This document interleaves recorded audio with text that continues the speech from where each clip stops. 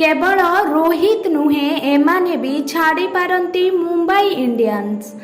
IPL 2024 पर रोहित शर्मा समेत जसप्रीत बुमराह और सूर्यकुमार यादव मुंबई इंडियंस छाड़िबा पाई निष्पत्ति नेइतिबा रिपोर्ट प्रकाश पाइछि। रोहित मुंबई पक्षरु 14 वर्ष खेलिथिबा बेले सूर्यकुमार 9 वर्ष और बुमराह 12 वर्षर अभिज्ञता रहिछि।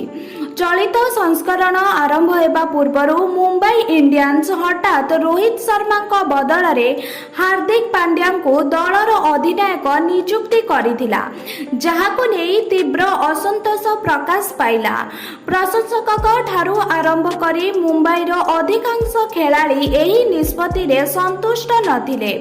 रोहित बाध्य बाधकतारे एबे दल सहित रहिचंती।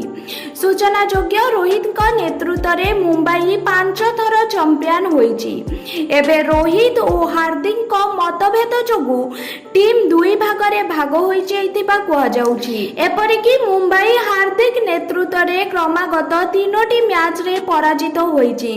अन्य एक रिपोर्ट रे टीम को पुनर्बार संगठित करिबा पई रोहित को अधिनायक करिबा नै आलोचना हेउछि।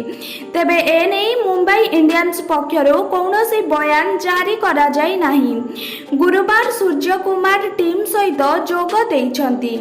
एहिपरि दमदार खबर गुड़िक देखिबा पई आम चैनल टी को सब्सक्राइब कर।